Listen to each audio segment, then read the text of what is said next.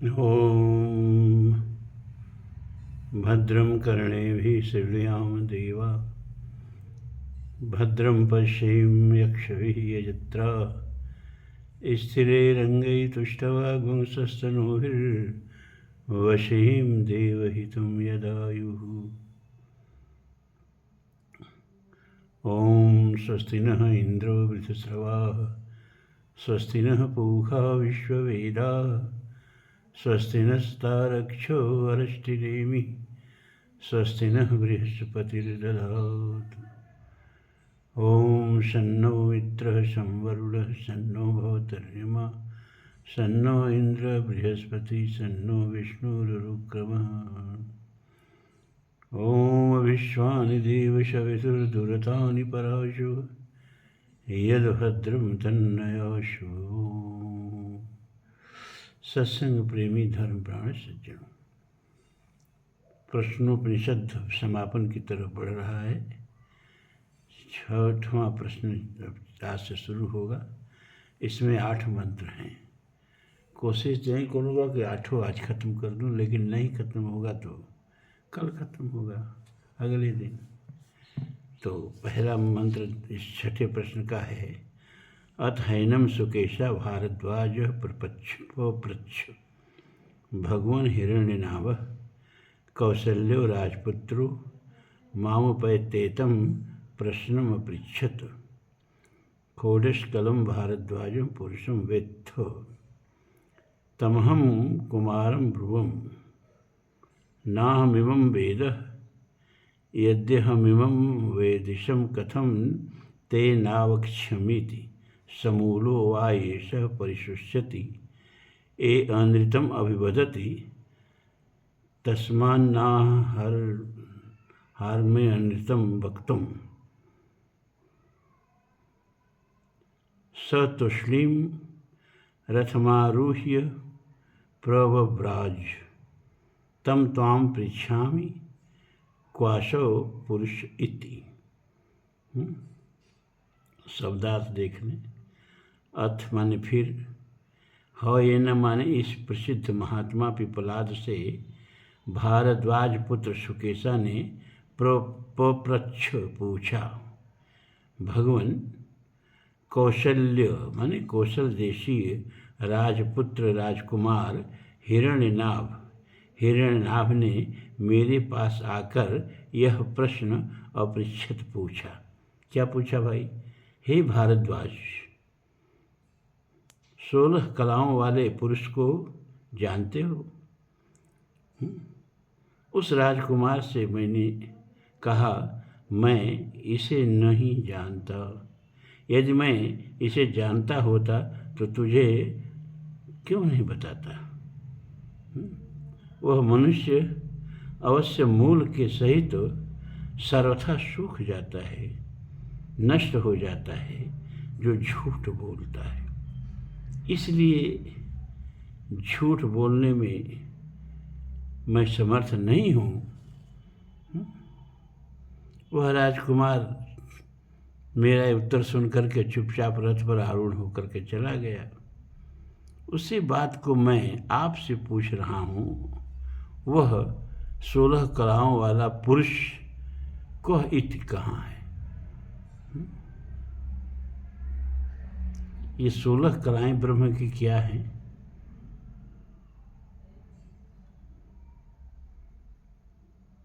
आप सुनते हैं ना कि भगवान श्री कृष्ण 16 कला के अवतार थे। एते चांस कला पुंस कृष्णस्तु भगवान स्वयं। भगवान ये भागवत में कहा, स्वयं पूर्ण परात्पर ब्रह्म थे भगवान श्री कृष्ण। तो वहीं ये भारद्वाज पूछ रहे हैं। भारद्वाज माने भरद्वाज के पुत्र, भरद्वाज से भारद्वाज। जैसे दशरथ के पुत्र को क्या कहेंगे? दाशरथ। उसी तरह से भरद्वाज के पुत्र को भारद्वाज। उनका एक और नाम था सुकेशा। ये 6वां प्रश्न पूछ रहे हैं कि भगवान, एक बार एक व्यक्ति ने मुझसे पूछा कि क्या तुम 16 कलाओं के अवतार 16 कलाओं वाले पुरुष को जानते हो? तो मैंने उससे कहा, देखो भैया, हम झूठ नहीं बोलेंगे, क्योंकि झूठ बोलने से सारे सुयश का, सारे सौभाग्य का, व्यक्ति की क्रेडिबिलिटी का, विश्वसनीयता का, समाज में उसके आदर का, सब कुछ का नाश हो जाता है, कुछ बचता नहीं है, हैं? झूठ बोल के धन भले बच जाए, मुकदमा भले जीत लें, लेकिन झूठ बोल के आप धन बचा सकते हो, अपने को नहीं बचा सकते, अपने चरित्र को नहीं बचा सकते, अपने भविष्य को नहीं बचा सकते। भविष्य खाली पृथ्वी पर ही नहीं है, खाली इसी जीवन तक नहीं है, हैं? जन्म जन्मांतर तक के दुर्गति को, सुगति को भविष्य कहते हैं। तो जन्म जन्मांतर के होने वाली दुर्गति को नहीं बचा सकते झूठ बोल के, हैं? झूठ बोल के व्यक्ति का लोक परलोक दोनों नष्ट हो जाता है, और समाज में उसको झूठा की उपाधि मिलती है, समाज में भी प्रतिष्ठा का क्षय हो जाता है। और तुलसी ने मानस में लिखा क्या कि संभावित कह अपजस लाहू, मरण कोटि सब दारुण दाहू। सम्मानित व्यक्ति का अपमानित होना करोड़ों बार मरने से ज़्यादा पीड़ादायक होता है। गीता में भगवान ने ही कहा अर्जुन से कि संभावत चाप कीर्तिम मरणादरिच्यते। हे अर्जुन, संभावित व्यक्ति की अपकीर्ति जो है मरण से बढ़कर होती है, और झूठ बोलने वाले की कीर्ति नष्ट हो जाती है। समाज में लोग उसके बात का विश्वास नहीं करते, अरे ये तो झूठा है, हैं? इतनी क्रेडिबिलिटी बना के, इतनी विश्वसनीयता बना के,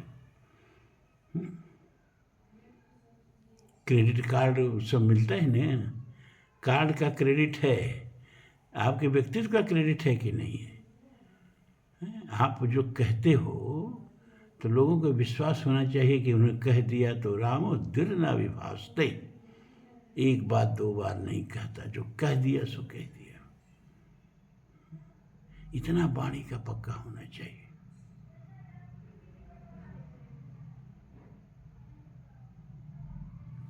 तो ये प्रश्न पूछा कि 16 कलाओं वाले पुरुष के बारे में मैं आपसे पूछता हूँ, क्योंकि एक बार मुझसे किसी ने पूछा, मैं उसका उत्तर दे नहीं पाया। तो कृपया मुझे बताएं कि ये 16 कला वाला पुरुष कौन है, क्या है, कैसे उसके बारे में जाना जा सकता है। तो दूसरा मंत्र, तीसरा कहाँ से आ गया? हाँ, तस्मै स होवाच यह वांत शरीरे सौम्यो स पुरुषो यस्मिन् नेता कोडश कला प्रभवन्तीति। देखिए, ये ब्रह्म विद्या है, ये उपनिषद है। क्या कहा जा रहा है? तस्मै स होवाच, हैं? उससे तब वे प्रसिद्ध महर्षि पिपलाद जी बोले, हे प्रिय सौम्य।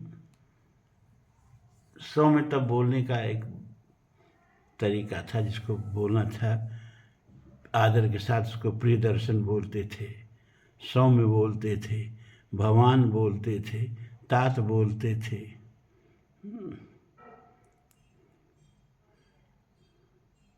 तात ही बाद में बिगड़ के तुम हो गया, और ये आप शब्द तो हमारी संस्कृति का है ही नहीं, हमारी भाषा का है ही नहीं, ये तो फारसी का शब्द है। लेकिन अब आज ज़माना ये है कि जिसको आप न कहो तो आदमी नाराज हो जाएगा। हे प्रिय, हे सौम्य, ये जो 16 कला वाला पुरुष है ना, वो कहीं बाहर नहीं है, वो शरीर के भीतर ही है। तो क्या शरीर के बाहर नहीं है? ऐसा भी प्रश्न ठीक नहीं है। वो शरीर के भीतर भी है और इस संसार के मेले में भी है। इस पूरे संसार में वही है और कोई दूसरा नहीं है। लेकिन अभी देखिए, अभी कुंभ लगा है ना, अभी चल ही रहा है। और 60 करोड़ से ऊपर लोग स्नान कर चुके। एक एक दिन में 8-8 करोड़ लोगों ने स्नान किया। 2 करोड़ तो रोज ही नहा ले रहे हैं। अब उसमें एक बच्चा है जो आपकी उंगली पकड़ के साथ साथ चल रहा है, और एक बच्चा है वो पूरे कुंभ में खो गया। तो जो उंगली पकड़ के चल रहा है उस बच्चे को पाना आसान है कि जो मेले में खो गया उसको पाना आसान है। उसी तरह से ईश्वर के सारे ब्रह्मांड के मेले भी है ना। ये कुंभ के मेले से बहुत बड़ा मेला है भैया। यहाँ तो 60 करोड़ लोग नहा लिए। यहाँ तो खाली अपनी आकाश गंगा में पृथ्वी जैसी कितनी पृथ्वियाँ हैं भाई, ठीक से वैज्ञानिक गण नहीं पाए। अरबों अरबों पृथ्वियाँ हैं। कोई बताया भी जाए तो बात भी झूठी हो जाती है। लेकिन नियर अबाउट 400 हमारे सूरज जैसे सूरज हैं इस हमारी आकाश गंगा में, और हमारे सूरज के पास पृथ्वी जैसी 9 पृथ्वियाँ, 9 क्या बहुत ज़्यादा, 8 तो ग्रह हो गए। प्लूटो में हाल तक ग्रह था, लेकिन उसको 2010 में ग्रह की श्रेणी से निकाल दिया गया, उसको क्षुद्र ग्रह की श्रेणी में डाल दिया गया। तो कितने क्षुद्र ग्रह हैं, कितने एस्टेरॉयड्स हैं, उसके कुपर बेल्ट में कितने पुच्छल तारे हैं। फिर उसके बाद 8 क्लाउड उसका है। एक बहुत विस्तृत क्षेत्र है सूरज का, लेकिन वो सूरज का उतना विस्तृत क्षेत्र इस अपनी आकाश गंगा के सापेक्ष में कितना है कि अगर अपनी आकाश गंगा को 1 लाख किलोमीटर की लंबाई में दिखाना हो, 1 लाख किलोमीटर में अपनी समूची आकाश गंगा को दिखाना हो, तो हमारे पूरे सूर्यमंडल का जो इतना कब्जा है, क्षेत्र है इस आकाश गंगा में, जैसे आप लोगों की कुछ न कुछ ज़मीन है इस धरती पर, धरती के सापेक्ष में उसकी क्या कीमत है, उसी तरह सूरज की भी अपनी जमींदारी है इस आकाश गंगा में। वो भी ज़मीन कब्जाए हुए हैं। और सूरज को केंद्र मान लो तो ज़मीन कहाँ तक जाती है, 10 अरब किलोमीटर से भी ज़्यादा का वृत्त बनाओ, अर्धव्यास का वृत्त बना के, उससे भी ज़्यादा।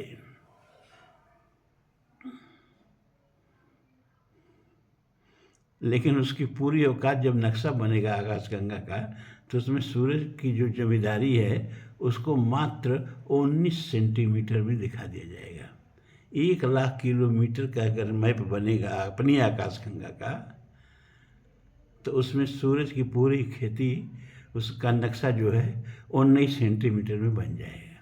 अपनी धरती उसमें कहाँ है पता ही नहीं। तो ये हुआ ब्रह्मांड का मेला। इसमें भी ईश्वर है, कण कण में ईश्वर समाया हुआ है, खोजो। तो इस ब्रह्मांड के मेले में ईश्वर को खोजना आसान है कि अपने हृदय में जो बैठा है, अपने हृदयाकाश में जो बैठा है, ईश्वर सर्वभूतानां हृदयेशे अर्जुन तिष्ठति भ्रामयन् सर्वभूतानि यंत्रारूढ़ानि मायया। तो दिल में बैठा है, अपने हृदय में बैठा है। तो अब बताओ, ऐसे हृदय में वाला जल्दी पकड़ में आएगा कि बाहर वाला जल्दी पकड़ में आएगा? हाँ, अरे जब तक हृदय वाला पकड़ में नहीं आएगा, बाहर वाला पकड़ में आ ही नहीं सकता। जिसकी पहचान अपने अंतःकरण में नहीं है, वो व्यक्ति आपके बगल से गुजर जाएगा तो क्या आप उसे पहचान लेंगे? पहले ईश्वरत्व को अपने हृदय में पहचानो, इसके बाद मंदिर में बैठा हुआ मूर्ति जो है ना, अब वो मूर्ति नहीं दिखेगी, वो आपको ईश्वर दिखेगा। उसके बाद हर आदमी आपको आदमी नहीं दिखेगा, उसमें बैठा हुआ ईश्वर दिखेगा। ये कण कण जो है ये जड़भूत नहीं दिखेगा, ये छिज्जल पाव गगन समीर नहीं दिखेगा, ये नाना रूपों में अव्यक्त परमात्मा ही दिखेगा। कब दिखेगा? जब अपने भीतर परमात्मा की पहचान हो जाएगी। जब तक नहीं पहचान है, बाहर चारों तरफ परमात्मा होकर भी परमात्मा के रूप में आप उसको नहीं पहचान पाओगे, संसार के रूप में देखोगे। क्योंकि संसार हृदय में बैठा है तो संसार बाहर दिखेगा, जब परमात्मा हृदय में बैठा है तो परमात्मा बाहर दिखेगा। तो दूसरा श्लोक कहीं बताता है कि कहीं बाहर नहीं है, बाहर भी है लेकिन अपने भीतर भी है। तीसरा मंत्र, स इक्षां चक्रे कस्मिन् उत्क्रांतो भविष्यामि कस्मिन् वा प्रतिष्ठिते प्रतिष्ठास्यामि इति। तब ईश्वर ने विचार किया। ईश्वर 16 कलाओं का अपना प्रचार कैसे करता है, ये विकास कैसे करता है, अब यहाँ तीसरे मंत्र में बताया जा रहा है कि तब ईश्वर ने विचार किया कि शरीर में किसके निकल जाने पर मैं भी निकल जाता हूँ। ईश्वर सर्वभूतानां हृदय से अर्जुन तिष्ठति, सबके हृदय में बैठा है, लेकिन तभी तक बैठा है जब तक इस शरीर में प्राण का संचरण हो रहा है। और जब प्राण निकलता है तो कहता है अरे हमको भी लेते चलो है, अब इस मुर्दा में रह के हम क्या करेंगे, तुम जा रहे हो तो हम भी तुम्हारे ही साथ चलेंगे। तो ईश्वर ने विचार किया कि वो कौन है कि जिसके शरीर में रहते इस शरीर में मैं बैठा रहता हूँ, हाड़ मांस मल मूत्र, अरे बाप रे बाप, दुनिया में इकट्ठे इतनी गंदगी कहीं नहीं है, किसी रेलवे के डस्टबिन में नहीं है जितना इकट्ठे गंदगी इस शरीर में है। कौन सी वो गंदी चीज़ है जो इस शरीर में नहीं है, विचार करके देखिए। लेकिन जब तक प्राण है, एक गंदगी को भी लोग प्यार करते हैं, जिसका शरीर वो भी प्यार करता है, दूसरे भी प्यार करते हैं। लेकिन जब वही प्राण निकल जाता है तो फिर शरीर को लोग छू के बिना स्नान किए भोजन नहीं करते। तो ईश्वर ने सोचा कि वो कौन है कि जो शरीर में है तो हम रहें, और जब वो निकल जाए तो हम भी ईश्वर से निकल के बाहर चले जाएं।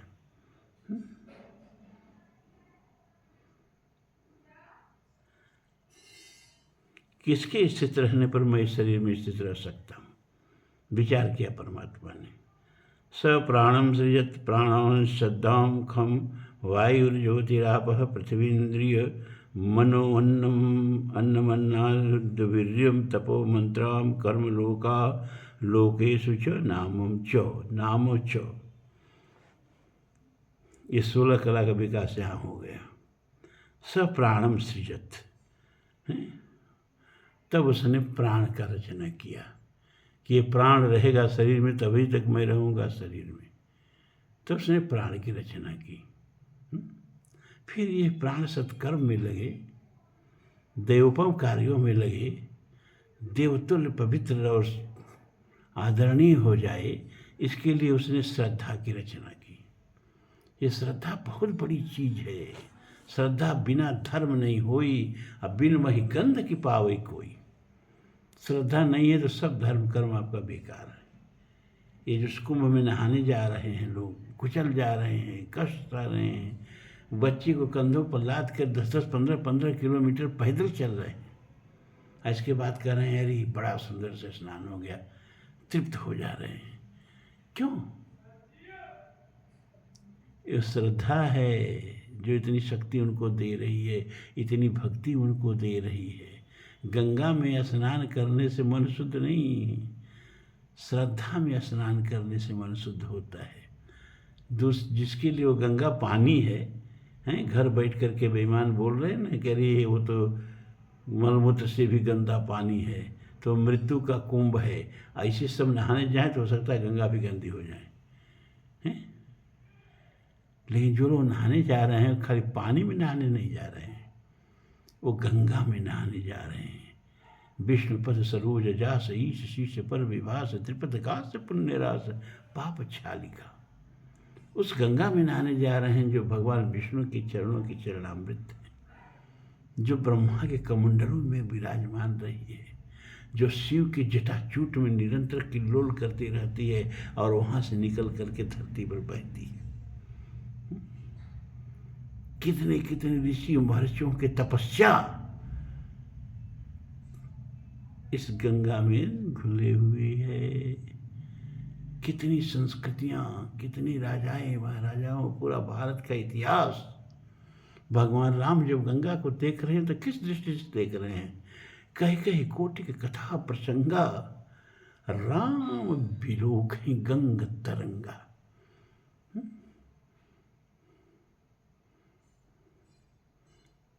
किसी कवि ने लिखा ना कि निकसी प्रभु के पद पंकज से, जहाँ भागीरथी तप कीन वहाँ है।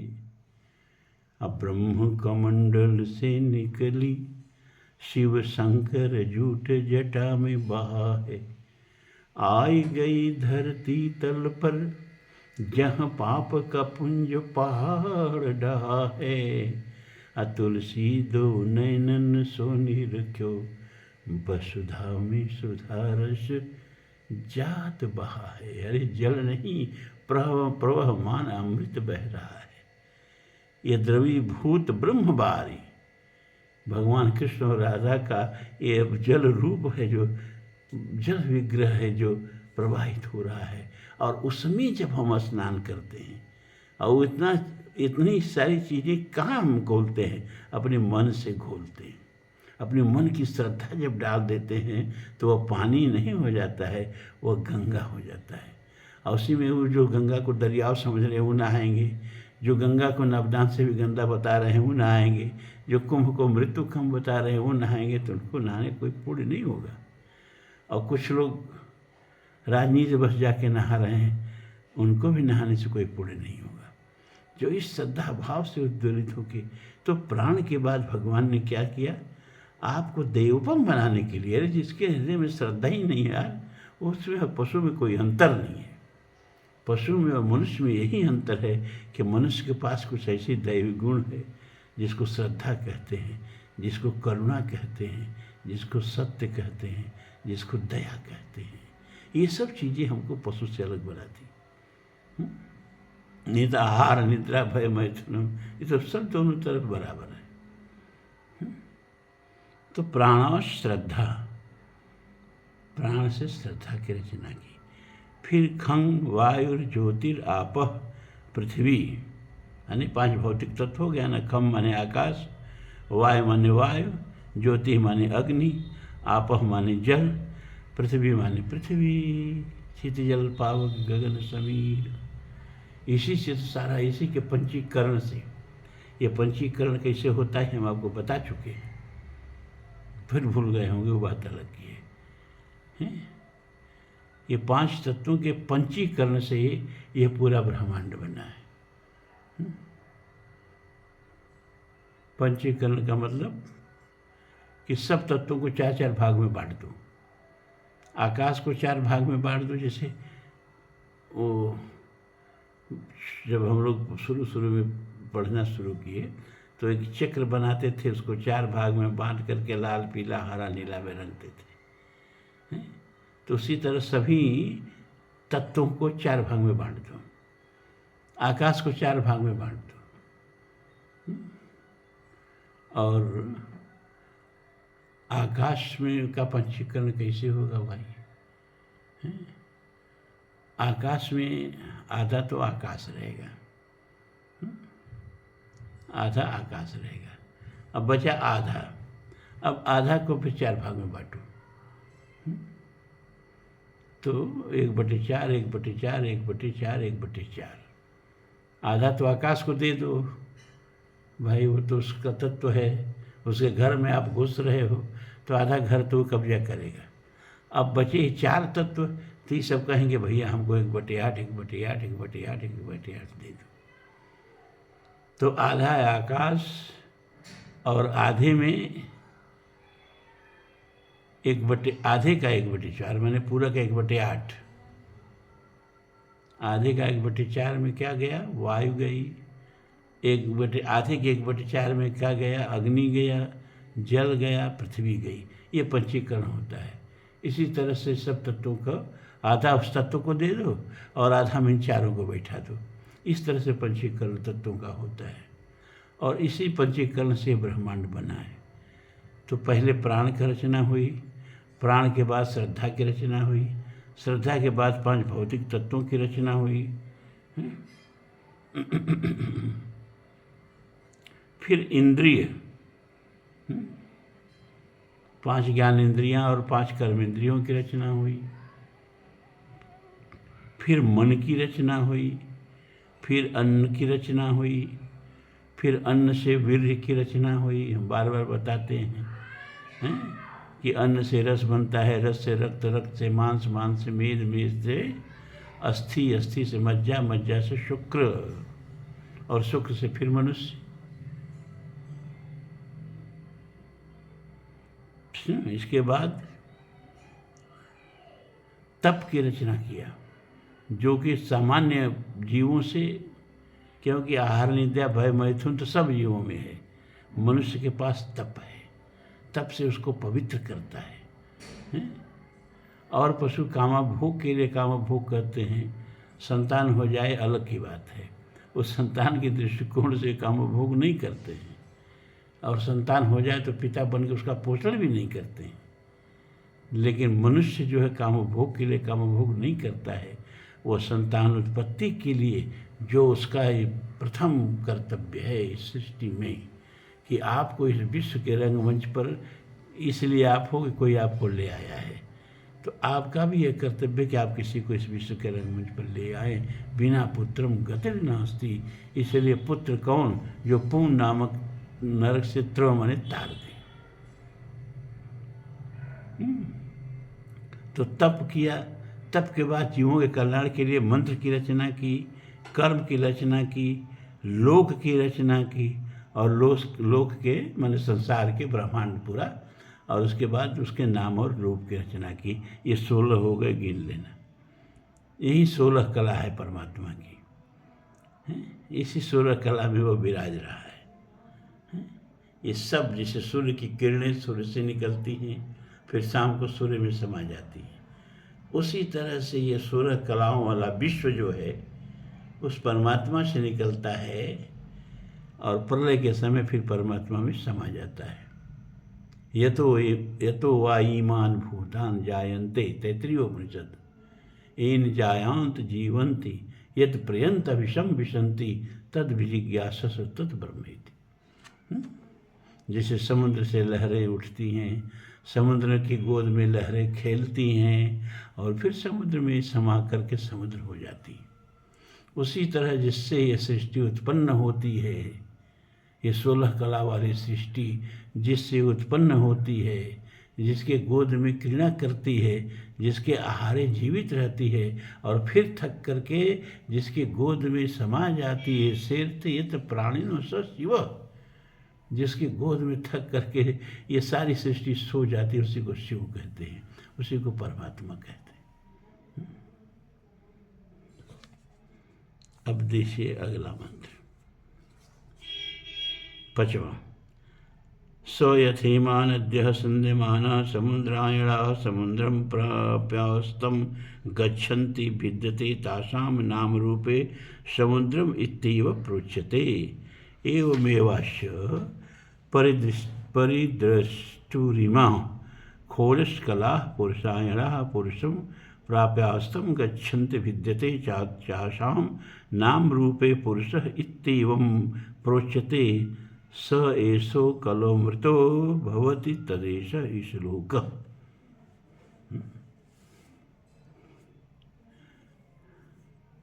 तो जैसे सारी नदियां, उनका लक्ष्य क्या है? समुद्र। वही नदी कृतकृत्य होती है जो समुद्र में मिलने से पहले सूखे नहीं, और जो नदी समुद्र से पहले मिलने से सूख जाती है तो हम कहते हैं वो नदी तो मर गई। अब इस युग में हम लोग नदियों का मरना भी देख रहे हैं। जैसे जमुना को, कम से कम दिल्ली में जितनी बहती है सब मरी हुई जमुना है। ये आज के अंधाधुंध विज्ञान ने नदियों को तो मार डाला, बांध बांध के। ऑस्ट्रिया के वैज्ञानिकों ने सिद्ध किया कि नदियां भी सब प्राण होती हैं।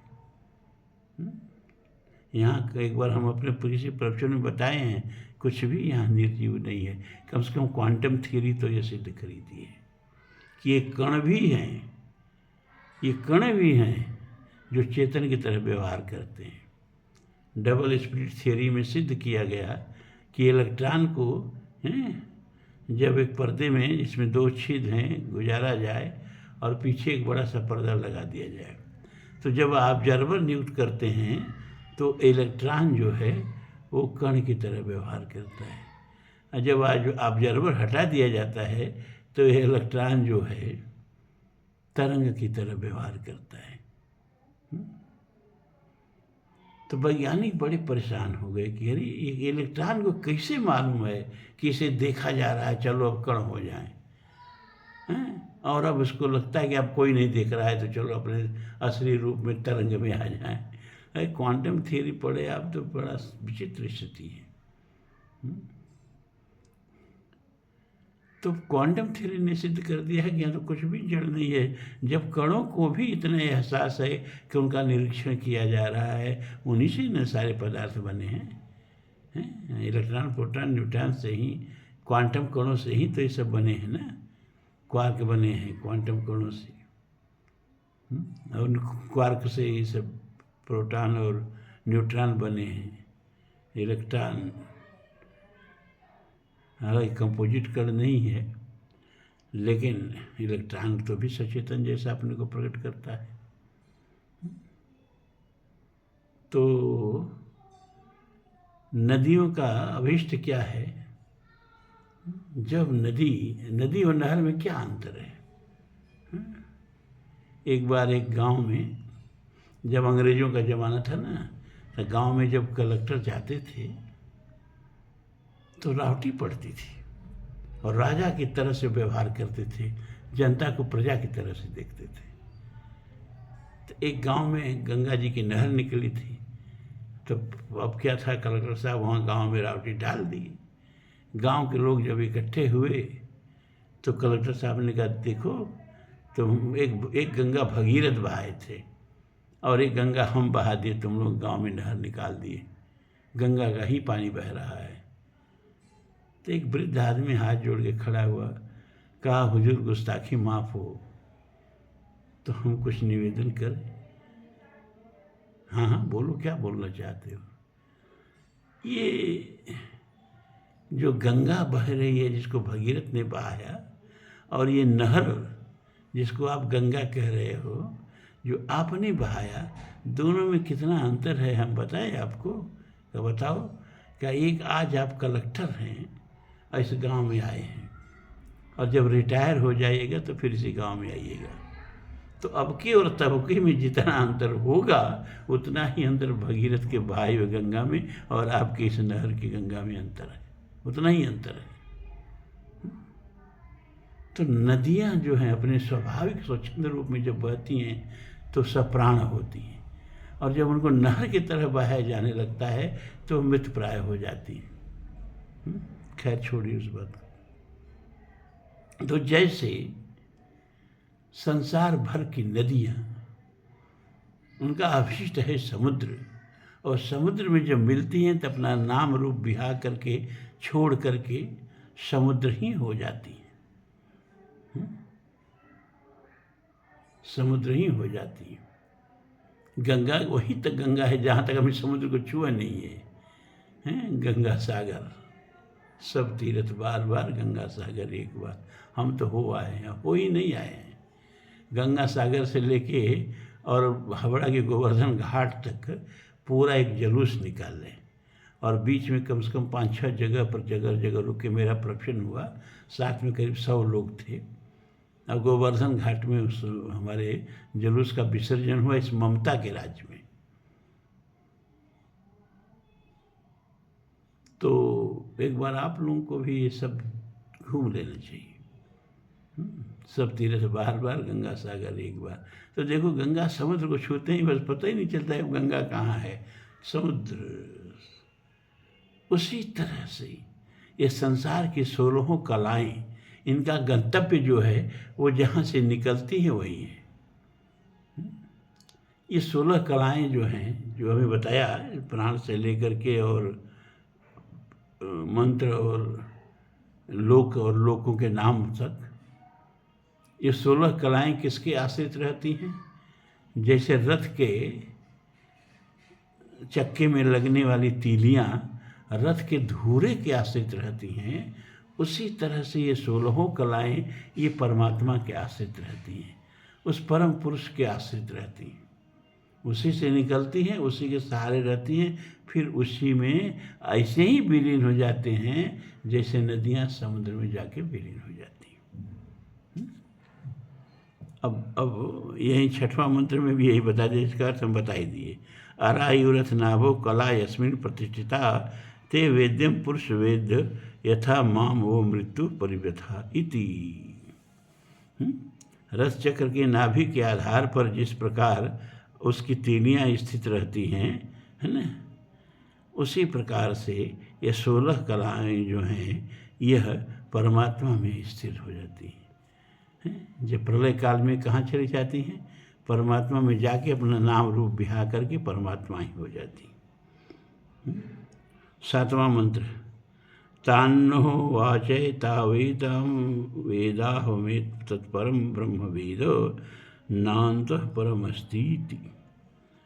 पिपलाद ने कहा, देखो भैया, 16 पुरुष के बारे में जो तुमने पूछा तो मैं इतना ही जानता हूँ, इससे परे मैं कुछ नहीं जानता हूँ, और जितना जानता हूँ तुम लोगों को बता दिया। अब 8वां मंत्र है,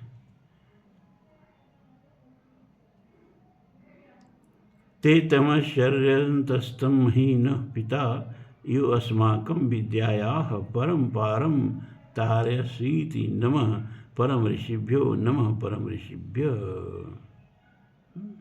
तब उन 6 ऋषियों ने, 6 प्रश्न है इसमें, तो एक एक ऋषि ने एक प्रश्न पूछा। अब सबके प्रश्नों का समाधान हो गया तो 6 ऋषियों ने पिपलाद की पूजा की, हाथ जोड़ के कहा कि आपने जो दिया उसके बदले में देने के लिए कुछ भी संसार में नहीं है।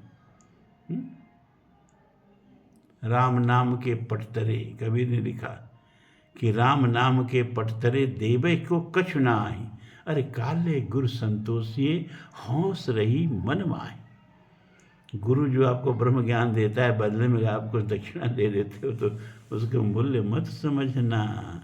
ज्ञान के बराबर कुछ भी यहाँ है नहीं। सबसे उत्तम दान, दानों में सबसे उत्तम दान ज्ञान दान है, और इसके बराबर कोई दान नहीं है। गुरु को जो दक्षिणा देते हो और कर क्या सकते हो? राम नाम के पटतरे, उसने तो आपको ब्रह्म ज्ञान दिया, आपके स्वरूप से आपका बोध करा दिया। आप हाड़ मांस मल मूत्र का समवाय शरीर नहीं हो, इसके भीतर बैठे वो दिव्य चेतन हो, जिसके शरीर में स्थित रहने से इतना गंदा शरीर भी दिव्य हो जाता है। और उससे जो आपका साक्षात्कार करा दिया तो आप कुछ दक्षिणा दे देते हो, ये मत समझना आप मूल्य चुका देते हो, कभी नहीं चुका सकते। राम नाम के पटतरे देवे को कछु ना आही, अकाले गुरु संतोषी। गुरु के ऋण से उसी तरह ऋण नहीं हुआ जा सकता जैसे माता और पिता के ऋण से वो ऋण नहीं हुआ जा सकता। तो आप हमारे लिए पिता के समान आदरणीय हैं, क्योंकि पिता यह शरीर को पैदा करता है, इस शरीर का पोषण करता है, वह इतना आदरणीय होता है। और आपने तो हमारे चिन्मय शरीर से हमारा परिचय करा दिया, चिन्मय शरीर को पैदा कर दिया, आत्मा के स्तर पर हमको पहुंचा दिया, तो इसका तो कोई उपकार, उसका तो कोई प्रतिकार किया ही नहीं जा सकता, इसका तो कोई बदला चुकाया ही नहीं जा सकता। हम बार बार आपका नमन करते हैं, हे ऋषिवर, हम बार बार आपका नमन करते हैं। और परंपरा ये है कि जब उपनिषद का खत्म हो ना तो भी शांति पाठ करते हैं, तो शांति पाठ कर लिया जाए। ओम भद्रं कर्णेभिः श्रेयाम देवा, भद्रं पश्येमोक्षवीर्यजत्राः, स्थिरैरङ्गैस्तुष्टवागुंसस्तनूभिर्वशें देवहितं यदायुः। स्वस्ति नः इन्द्रो वृषस्रवाः, स्वस्ति नः पूषा विश्ववेदाः, स्वस्ति नस्तारक्षो अरश्रिनेमिः, स्वस्ति नः बृहस्पतिर्दधातु। ओम शांति शांति शांति ओम। तो आज तो ये प्रश्नोपनिषद खत्म हुआ। इस तरह ईशावास्योपनिषद हम सुना चुके आप लोगों को, कठोपनिषद भी सुना चुके आप लोगों को, मंडूकोपनिषद भी सुना चुके आप लोगों को, और मांडुक्य उपनिषद भी सुना चुके आप लोगों को। लेकिन केनोपनिषद बीच में छूट गया है, उसी को थोड़ा बहुत सुना रहे थे, लेकिन फिर बीमार पड़ गए। या जो भी स्वास्थ्य तो हमारा भैया देख ही रहे हो, ये तो ईश्वर की कृपा से और आप लोगों के सौभाग्य से भी सांसें चल रही, और जब तक चलती रहेंगी कुछ न कुछ आप लोगों को देते रहेंगे। तो हम सोचे थे कि इसके बाद ऐतरेयोपनिषद शुरू करेंगे, लेकिन बीच में केनोपनिषद छूट रहा है, इसलिए अब केनोपनिषद ही शुरू करेंगे। केनोपनिषद के बाद तब ऐतरेयोपनिषद शुरू करेंगे। केनोपनिषद पूरा नहीं हो पाया है, बड़ा डिटेल में 2-4 मंत्र रहे तो बड़ा डिटेल में बताने लगे, तो आप लोगों के भीतर से प्रतिक्रिया आई और हम तक पहुंच गई। क्या कि ये तो एक बतिया बार बार कह रहे हैं। अरे भैया, मनोरंजन के स्तर पर सत्संग सुने हो, गाना बजाना के स्तर पर सत्संग सुने हो, राधिका गौरी से ब्रज की छोरी से जैसे, तो आपको ये सब ब्रह्म विद्या में परेशानी तो होगी, लेकिन अब धीरे धीरे आप लोग इसके अभ्यस्त हो गए हैं, और हम भी अब उतना विस्तार में नहीं जाएंगे, हैं। लेकिन एक सूचनात्मक ढंग से सारे उपनिषदों का ज्ञान आपको दे देंगे, क्योंकि हम भी ऐसा करके आप लोगों को कोई एहसान नहीं कर रहे हैं। ऋषि ऋण से उऋण हो रहे हैं। एक फिल्म का गाना याद आ रहा है, तुम आ गए हो कि नूर आ गया है, बड़ी बेवजह जिंदगी जा रही थी। सही में इस बुढ़ापा में अब हम कहीं बीच में गोरखपुर के 2 कार्यक्रम छोड़ दिए और एक कार्यक्रम इसी बनारस में राम कटोरा में छोड़ दिए हैं। यहाँ से गेट तक हम जा रहे हैं अपने, तो हमारी सांस फूल जा रही। अब हम इस लायक नहीं रह गए कि कहीं किसी कार्यक्रम में जाएं। गोंडा से कार्यक्रम से आए तो अस्पताल में भर्ती हो गए, तो घर बैठे कौन सुनता, किसको सुनाते।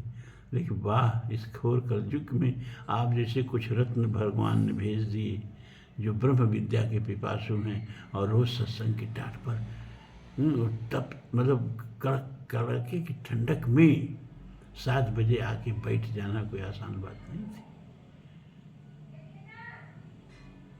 तो मेरा भी सौभाग्य है, आप लोगों का भी सौभाग्य है।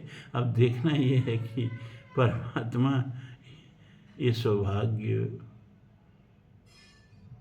कब तक बनाए रखता है।